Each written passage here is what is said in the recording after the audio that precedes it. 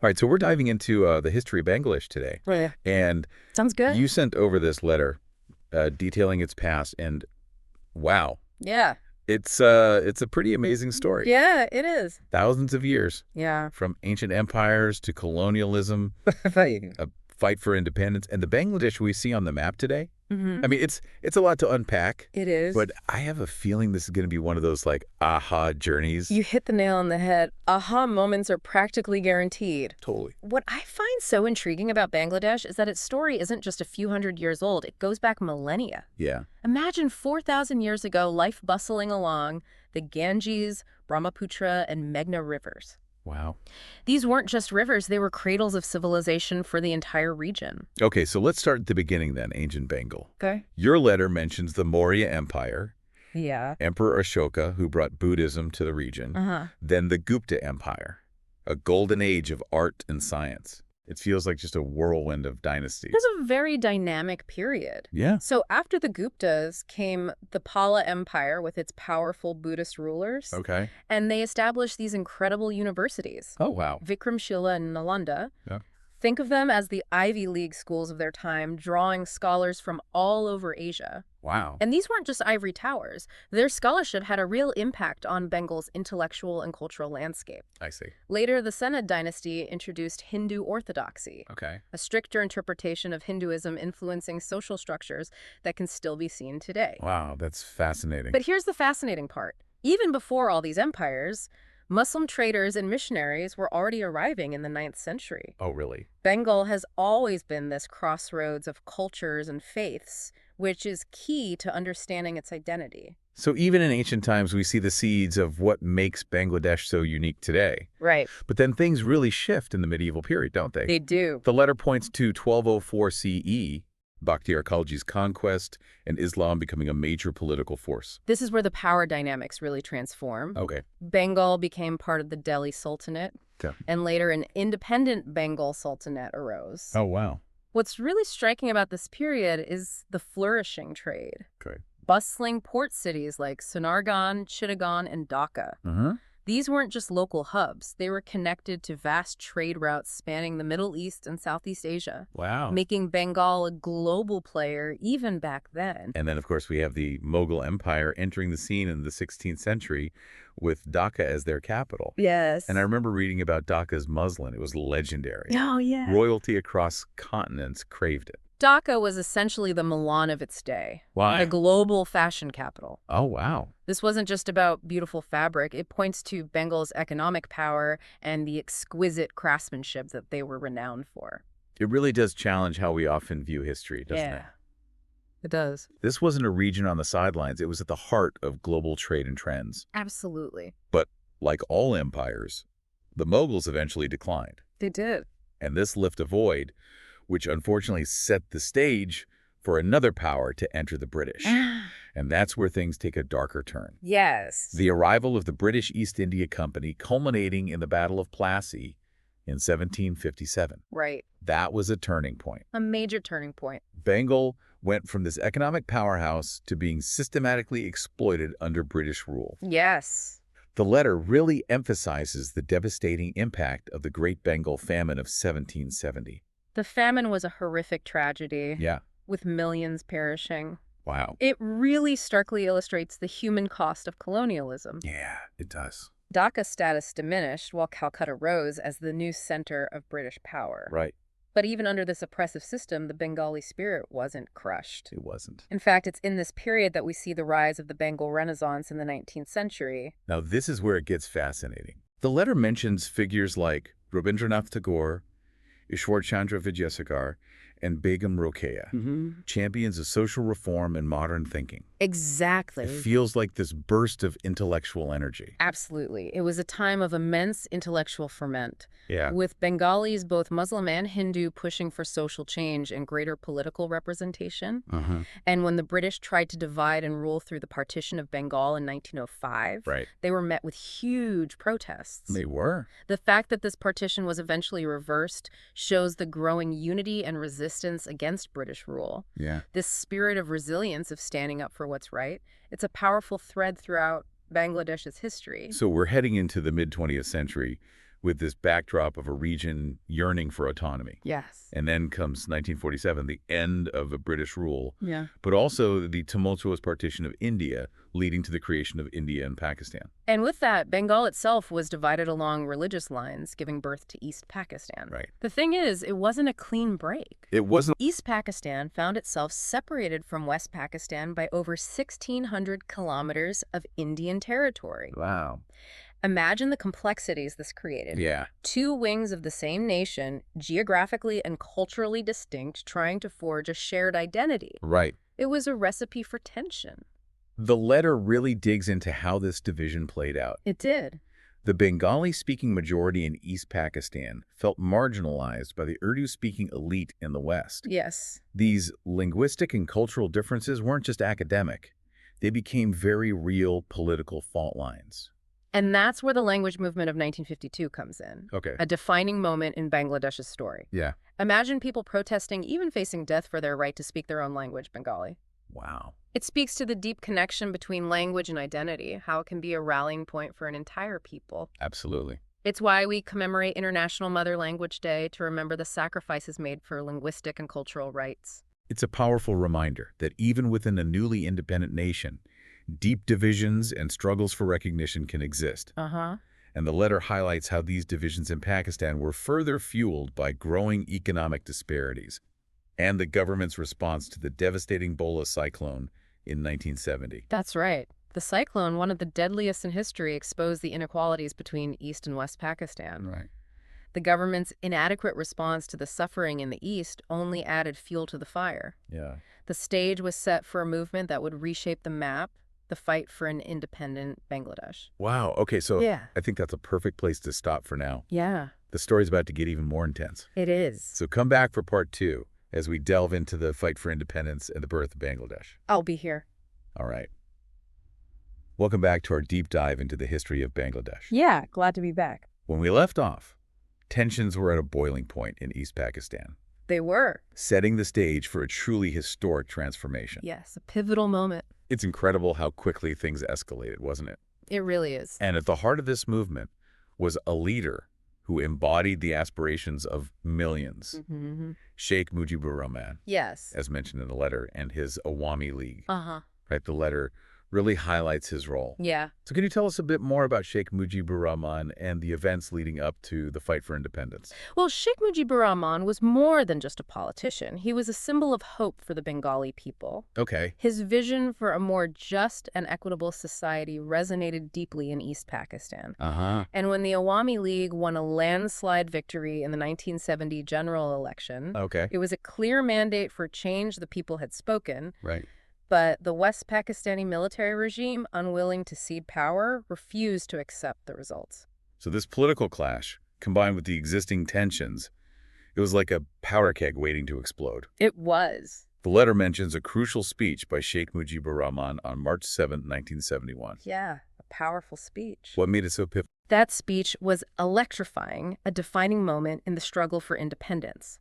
Imagine hundreds of thousands gathered in Dhaka listening to Sheikh Mujibur Rahman call for civil disobedience. Wow. For Bengalis to assert their rights, it was a turning point, a call to action that resonated far beyond that crowd. To what really galvanized the movement. It did tragically, though. The Pakistani military's response was swift and brutal. That brings us to Operation Searchlight, launched on March 25th, 1971. Right! The letter paints a chilling picture of what unfolded that night. Operation Searchlight was a horrific chapter, a calculated and systematic attack on Bengali civilians. Wow. Students, intellectuals, anyone perceived as a threat to the regime. Really? The streets of Dhaka and other cities across East Pakistan were transformed into scenes of unimaginable violence. It's hard to even fathom. It's a night that forever changed the course of history, marking the official start of the Bangladesh Liberation War. So from this point on, there was no turning back. No, there wasn't. The letter talks about the 9-month-long war, a David versus Goliath struggle.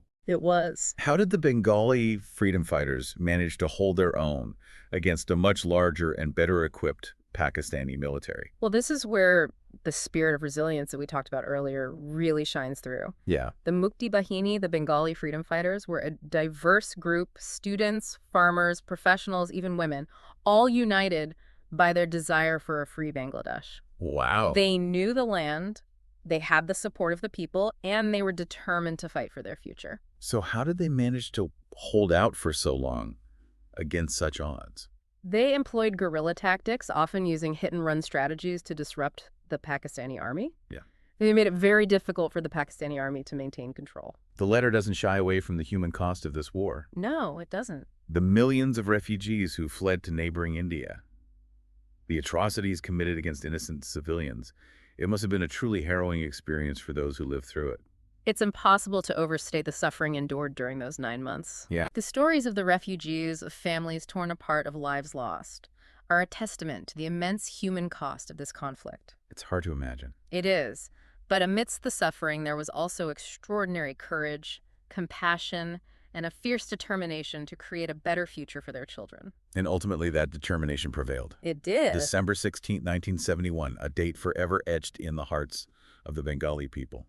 A day of liberation. The Pakistani military surrendered, and Bangladesh was born. It was a victory hard won, a testament to the indomitable spirit of the people. A new nation emerged from the ashes of war, carrying with it the hopes and dreams of millions.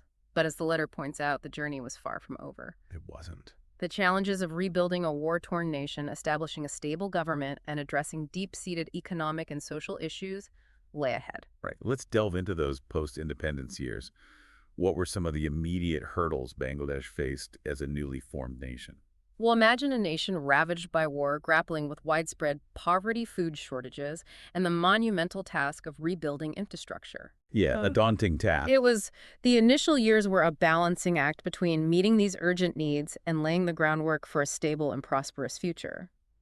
The letter highlights Sheikh Mujibur Rahman's efforts during these formative years. He led the nation through its first steps toward recovery and reconstruction. So what were some of the key policies he implemented? Well, Sheikh Mujibur Rahman, now the leader of a free Bangladesh, faced immense pressure. He sought to implement socialist policies aimed at addressing social inequalities. Okay. Distributing land to the landless, nationalizing industries, and jumpstarting the economy, he wanted to create a more just society. Sounds like a lot to tackle. It was, however, governing a nation as complex and fragile as Bangladesh in the aftermath of such a brutal war was incredibly difficult. And tragically, his leadership was cut short. It was a huge loss. The letter recounts the events of August 15th, 1975, A dark day. a day that shook the nation to its core.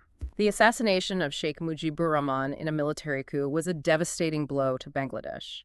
It was a moment of profound loss, plunging the nation into a period of political uncertainty and upheaval. The hope and optimism that had accompanied independence were replaced by a sense of vulnerability and fear. It's heartbreaking how quickly things shifted. So the letter goes on to cover the period of military rule that followed, with figures like Ziaur Rahman and Hussein Mohammad Ershad coming to power.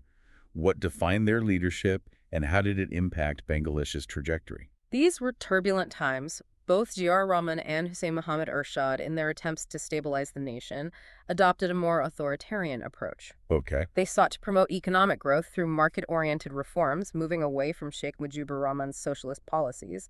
They also focused on restoring ties with the international community and securing much-needed foreign aid. However, their rule faced significant resistance, with many yearning for a return to democratic governance. So there was still this underlying desire for democracy. The struggle for democracy became a defining feature of this period, with protests, crackdowns, and a persistent undercurrent of political instability. So amidst these struggles, did Bangladesh manage to make any progress towards a more democratic system? Yes, and that's the remarkable thing about Bangladesh's story. Even during periods of authoritarian rule, the aspiration for democracy never truly faded. That's inspiring. The 1990s marked a turning point as Bangladesh transitioned towards a parliamentary democracy. That's a significant shift. Tell us more about this transition and how it shaped the political landscape. Well, the Awami League, the party of Sheikh Mujibur Rahman, and the Bangladesh Nationalist Party, known as the BNP, emerged as the two dominant political forces. They began to alternate in power through relatively peaceful elections, a stark contrast to the tumultuous years of military rule. This transition, while imperfect, represented a step towards a more inclusive and representative political system. It also created a space for civil society to flourish and for diverse voices to be heard. It sounds like Bangladesh, after overcoming immense hurdles, was finally finding its footing as a democracy. It was a hard-won achievement. But the letter doesn't just focus on politics and conflict. It also highlights a remarkable transformation in other areas. Absolutely. While grappling with political challenges, Bangladesh was also undergoing a profound socio-economic transformation, particularly in recent decades. Welcome back to our deep dive into the history of Bangladesh. Yeah, it's been quite a journey. It really has. We've traveled through ancient empires, colonial struggles, a fight for independence, and the turbulent years that followed. Yeah. Now, as we enter the 21st century, Uh-huh. what's next for this nation that has repeatedly defied the odds?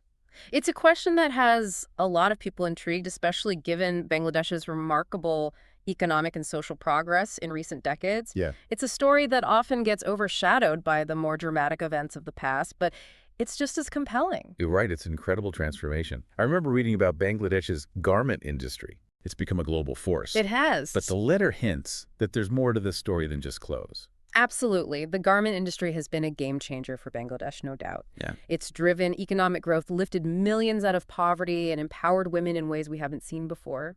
But what's really exciting is that Bangladesh isn't resting on its laurels. Oh, wow. There's a push to diversify the economy, to build on this momentum and create a more resilient future. So what are some of the areas where Bangladesh is looking to expand its economic horizons? What's the next chapter in this success story?